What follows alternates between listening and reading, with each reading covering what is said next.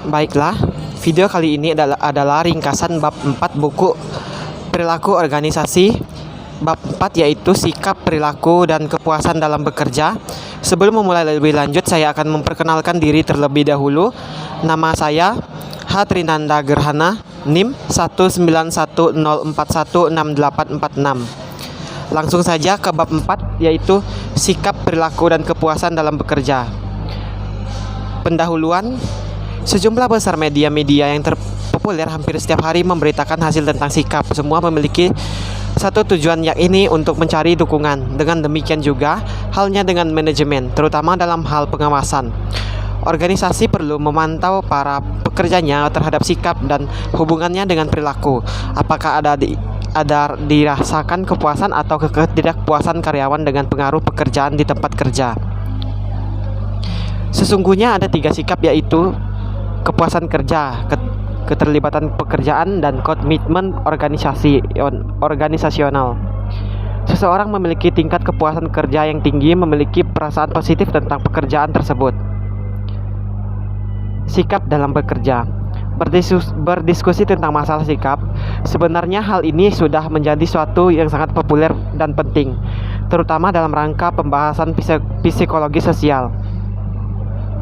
Sikap didefinisikan sebagai kecenderungan merespon sesuatu secara konsisten untuk mendukung atau tidak mendukung dengan memperhatikan suatu objek tertentu. Jenis-jenis sikap ada 3, yaitu job stratification, yaitu sikap yang menentukan kepuasan seseorang terhadap pekerjaannya. B. Job involvement, yakni sikap yang menggambarkan sampai sejauh mana partisipasi aktif karyawan terhadap pekerjaannya. C. Organization commitment, yaitu sikap yang menunjukkan sampai mana seseorang melibatkan diri dalam organisasi beserta dengan tujuan-tujuannya dan ingin menjadi keanggotaan dalam organisasi.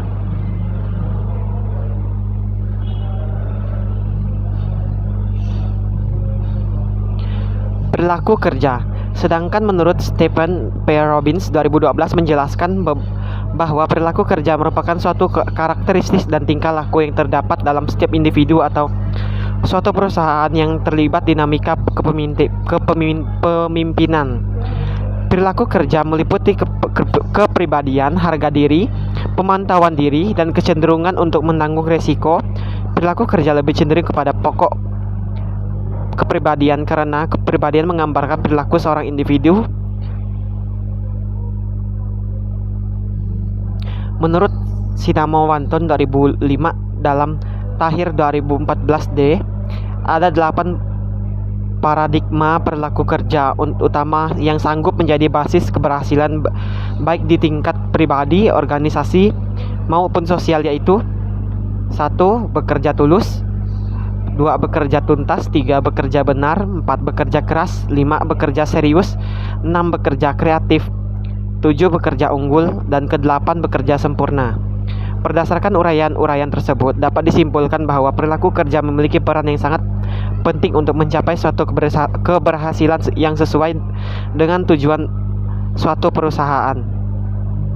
Faktor-faktor yang mempengaruhi perilaku kerja yaitu: pertama, motivasi, kedua, sikap, ketiga, keyakinan, 4. Imbalan, kelima, budidaya. Sejumlah besar orang menyebut perilaku kerja sebagai motivasi, kebiasaan, habit, dan kebudayaan kerja. Perilaku kerja yang terjadi di suatu perusahaan tersebut dapat dipengaruhi beberapa faktor seperti lingkungan kerja. Dalam suatu lingkaran kerja harus benar-benar dapat memberikan rasa aman bagi para pekerja. Konflik dapat kondusif dan destruktif. Terdapat fungsi dari suatu kelompok atau unit. Kepuasan kerja. Pengertian kepuasan kerja. Beberapa ahli manajemen sepakat bahwa kepuasan kerja adalah suatu efektivitas atau respon emosional terhadap berbagai aspek pekerjaan.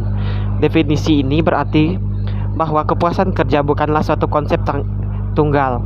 Sebaliknya, seorang dapat relatif puas dengan salah satu lebih aspek lainnya. Faktor-faktor kepuasan kerja. Yang pertama, kesempatan untuk maju. Kedua, keamanan kerja. Ketiga, gaji. 4. Manajemen kerja. Kelima, kondisi kerja. Keenam, pengawasan atau supervisi. Ketujuh, faktor instrik dari pekerjaan. Kedelapan, komunikasi. 9, aspek sosial dalam pekerjaan. Ke-10, fasilitas. Beberapa korelasi kepuasan dalam bekerja. Yang pertama, motivasi. Kedua, keterlibatan dalam pekerjaan. Ketiga, perilaku sebagai anggota organisasi yang baik. Keempat, komitmen organisasi. Kelima, ketidakhadiran. Keenam, berhentinya karyawan. Ketujuh, stres yang dirasakan. Kedelapan, prestasi kerja. Mengukur kepuasan dalam bekerja. Kepuasan kerja adalah sikap umum seorang terhadap pekerjaannya. Ada dua metode pendekatan untuk mengukur kepuasan kerja, yaitu A. Angka nilai global tunggal atau single global rating, dan B. Skor penjumlahan atau summation score. Dalam metode penjumlahan ini tersusun atas sejumlah fase pekerjaan yang digunakan untuk mengenal unsur utama suatu pekerjaan dan menanyakan perasaan karyawan mengenai tiap unsur. Faktor-faktor yang berfungsi mendorong kepuasan bekerja adalah: 1. Kerja yang secara mental menantang. 2. Ganjaran yang pantas. 3. Kondisi kerja yang mendukung. 4. Rekan sekerja yang mendukung. 5. Jangan lupakan kesesuaian antara kepribadian dengan pekerjaan. 6. Ada dalam gen. Efek kepuasan dalam bekerja. Yang pertama, kepuasan dan produktivitas. Dengan tingkat kepuasan yang terjamin, maka tingkat produktivitas dari seseorang karyawan semakin bagus. Kedua, kepuasan dalam dan kemahiran kepuasan kerja dari suatu karyawan ditentukan oleh tingkat kemangkiran. Ketiga, kepuasan dan tingkat keluar masuk karyawan. Respon karyawan dalam mengungkapkan ketidakpuasan. Exit. Yang pertama yaitu exit, ketidakpuasan yang diungkapkan lewat perilaku yang diarahkan untuk meninggalkan organisasi. Kedua, suara atau voice, ketidakpuasan yang diungkapkan dengan suara dengan usaha aktif dalam kondusif dan memperbaiki kondisi. Ketiga, kesetiaan atau loyalty, ketidakpuasan yang diungkapkan secara pasif menggunakan membaiknya kondisi. Keempat, pengabaian atau neglect, ketidakpuasan yang dinyatakan dengan membiarkan kondisi memburuk. Baiklah, sekian ringkasan dari mata kuliah perilaku organisasi bab 4 dari saya. Mohon maaf jika ada kesalahan dalam penyampaian materi kali ini. Terima kasih.